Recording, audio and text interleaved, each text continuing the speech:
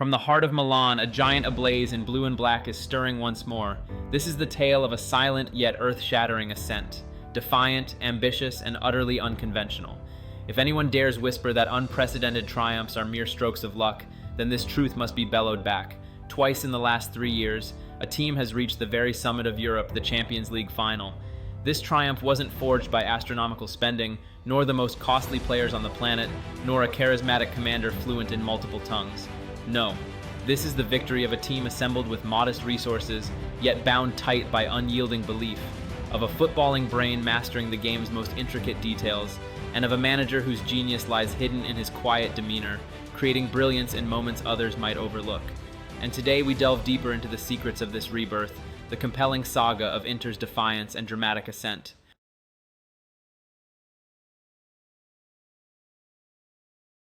When the calendar turned to May 2021, Inter's faithful had finally cast off 11 long years spent in the wilderness. Under Antonio Conte's leadership, Juventus's stranglehold was broken, and the Scudetto returned to Milan, its head held high. San Siro became a scene of pure celebration, the tears of long-held longing mingling with a torrent of pure joy. But fate, that cruel mistress, had a twist in store. Barely 3 weeks after that glorious moment, the earth-shattering news landed. The club and Antonio Conte had parted company. The reason? The pandemic's economic ravages, a drastic loss in club revenue, and inevitable budget cuts. This meant star players would be sold, the squad would have to downsize. A character like Antonio Conte simply could not countenance such a move. Fans, who owed an immense debt of gratitude to the man who had delivered the championship after 11 long years, felt an unspeakable mix of fury and bitter disappointment towards the hierarchy that had allowed him to leave. To downsize immediately after reaching the summit? What on earth was this? The Chinese-backed Suning Group, having taken control in 2016, had never truly won the hearts and minds of the faithful. Now, they were effectively undermining the very first major success they had achieved. The financial turmoil that summer had forced the club to take out a staggering $275 million high-interest loan from the American asset management firm Oaktree Capital Management, with Inter's own shares pledged as collateral. It was becoming increasingly clear that this debt could not be repaid within 3 years, and ownership of the club would inevitably pass to the American company. The Suning era had, in truth, both burdened the club financially and utterly eroded its standing with the fan base.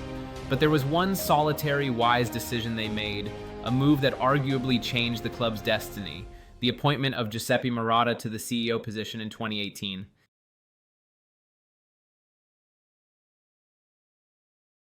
Anyone who followed Italian football knew the name. Giuseppe Marotta was quite simply the undisputed master of the transfer market in Italy. From 2010 to 2018, holding the same role at Juventus, Marotta was the brilliant mind behind the Bianconeri's unprecedented dominance on the peninsula.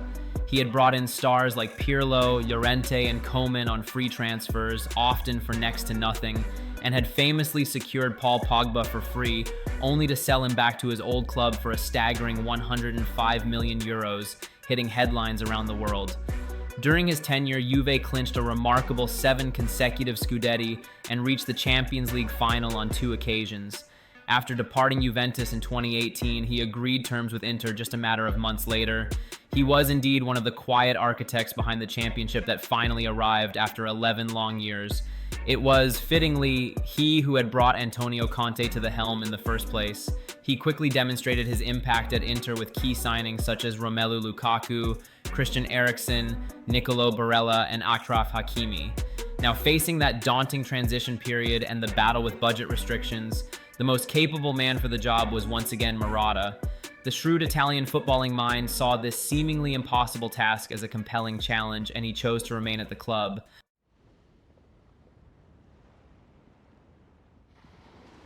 The summer of 2021 indeed delivered the storm that had been brewing. The championship-winning striker Romelu Lukaku departed, returning to Chelsea for a colossal 113 million euros. The live wire on the right flank, Achraf Hakimi, who had shone brightly with 7 goals and 10 assists, moved to Paris Saint-Germain for a considerable 70 million euros. 2 absolutely vital pillars of the team had been ripped away. The faithful were left heartbroken. Marotta, however, rolled up his sleeves, determined to somehow fill these gaping holes. In Lukaku's stead, he brought in the seasoned veteran Edin Dzeko, whilst for Hakimi, it was the Dutch right-back Denzel Dumfries, who had impressed greatly at Euro 2020. Another blow arrived with the unfortunate departure of Christian Eriksen due to unforeseen health issues. It was precisely at this critical juncture that Marotta produced another stroke of genius. He turned his attention to a player from the club's bitterest rivals, a player whose contract was expiring and whom he had been monitoring for some time. Hakan Çalhanoğlu had, crucially, not agreed a new deal with Milan and was set to become a free agent. While undoubtedly on a hefty wage, this move, crossing the fierce divide between the rivals, created a huge sensation and simultaneously offered a vital ray of hope for Inter's midfield. Inter concluded that transfer window having generated a net profit of approximately 160 million euros. They had, it was true, stayed afloat financially, but the squad undeniably felt weaker. The biggest question mark hanging over everything, however, remained: who would take charge of this team?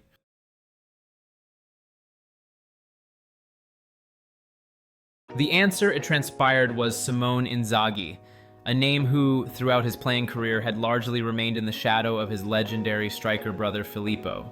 Almost his entire playing career had been spent at Lazio. He began his coaching journey there too, rising through the youth ranks before taking charge of the senior side. He spent 5 seasons managing Lazio, delivering cup triumphs and consistently guiding the team into European competition. Like Conte, Inzaghi favored the 3-5-2 system, and in Marotta's eyes, he possessed that certain sparkle he was looking for. Discussions were held with the relatively young coach, and a 2-year contract was duly signed.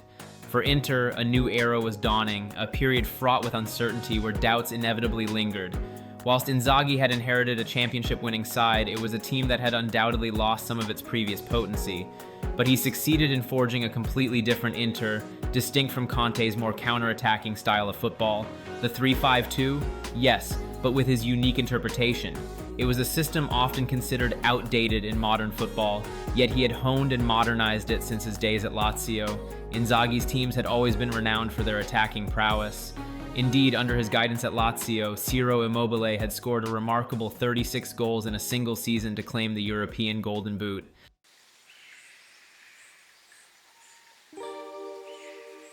Inzaghi's Inter was defined by fluid roles and constantly shifting positions on the pitch.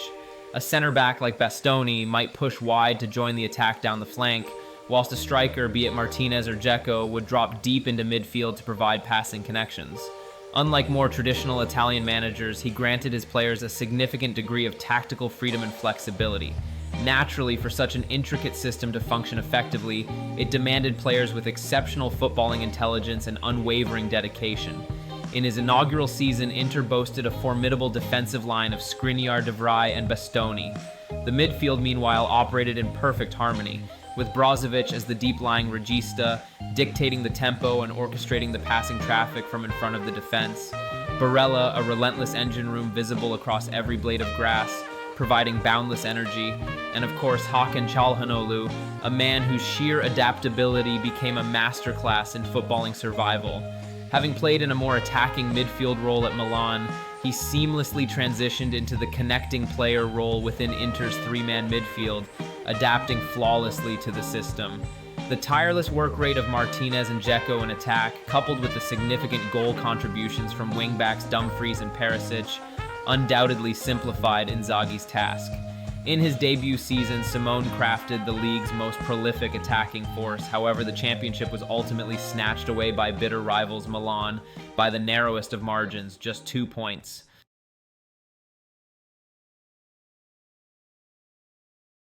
The process of regeneration continued apace. Marotta, ever the shrewd operator, sealed another Bosman transfer by securing Andre Onana, whose contract with Ajax had expired. Onana would be sold just a year later to Manchester United for some 50 million euros, vindicating Marotta's remarkable foresight. Romelu Lukaku, unhappy at Chelsea, returned on loan. Inzaghi's former charge from Lazio, Francesco Acerbi, and Henrik Mkhitaryan from Roma also joined the squad. Whilst aged 35 and 33 respectively, and perhaps not setting pulses racing on paper, Inzaghi swiftly molded them into vital cogs of his starting 11. With Skriniar's eventual departure, the defensive line transitioned into a seemingly more modest yet incredibly cohesive trio of Darmian, Acerbi, and Bastoni. Perisic's spot on the left flank was filled by academy product Federico Di Marco. Mkhitaryan provided valuable depth in midfield, and Lukaku bolstered the attacking options. The 2022-23 Serie A season, of course, witnessed Napoli's truly epic championship triumph. But Inzaghi's Inter, in stark contrast to the Conte era, managed to become genuine contenders in the Champions League after so many years in the wilderness. Since winning the trophy under Jose Mourinho in 2010, they had remained remarkably quiet in the competition. Now, however, they were truly back. Despite few giving them much of a chance, they emerged as runners-up from the daunting group of death, featuring giants Bayern Munich and Barcelona. They then proceeded to dispatch Porto in the last 16, Benfica in the quarterfinals, and their bitter city rivals Milan in a momentous semi-final clash. The Nerazzurri faithful were utterly captivated. The journey had led them 18 years on from that legendary final in 2005 back to the Ataturk Olympic Stadium in Istanbul once more.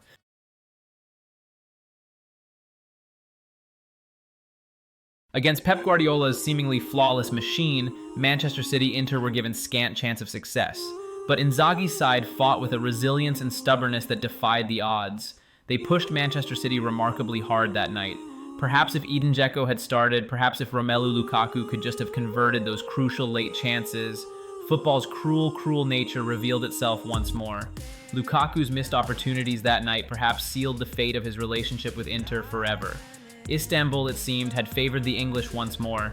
Inzaghi's side left the final defeated, but undoubtedly with their heads held high and immense pride.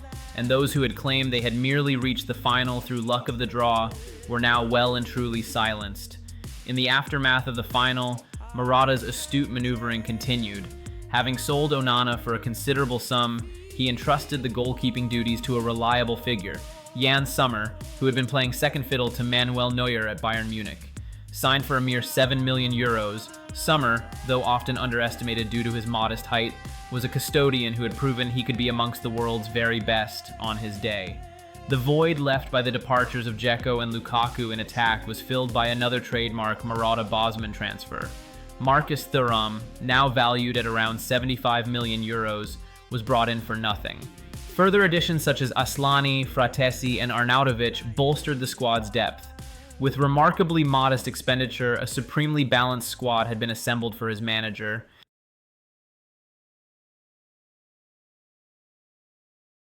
The biggest question mark hanging over the squad, however, was the void left by Marcelo Brozovic. Almost any other manager might have panicked, demanding a costly replacement. Were it Conte, he would undoubtedly have gone to war with the board over it. But Inzaghi, the tactical innovator, had a stroke of genius in mind.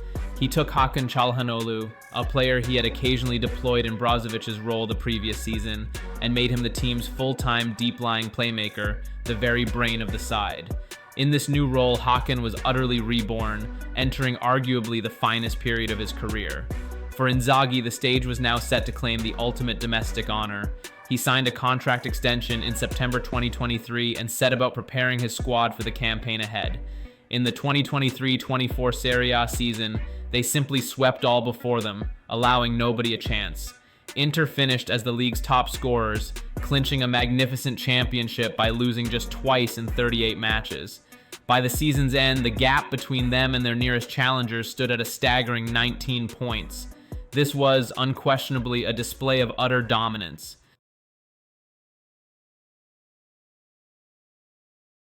The saga, however, ascended to a thrilling new crescendo in the 2024-25 Champions League campaign.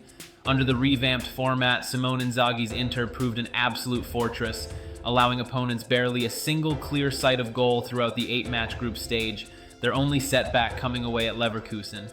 They navigated the round of 16 against Feyenoord with professional composure, progressing comfortably and setting the stage for the monumental challenges that lay ahead.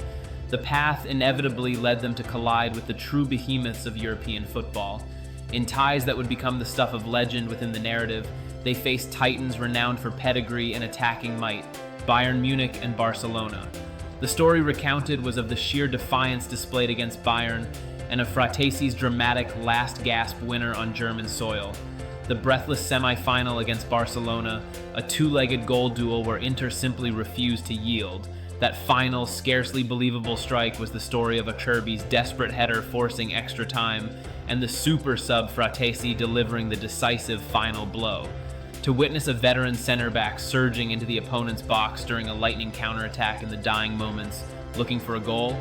No, to speak of mere luck this time would be an utter injustice. As Inzaghi himself stated, his voice resonating with palpable pride, "My boys gave absolutely everything."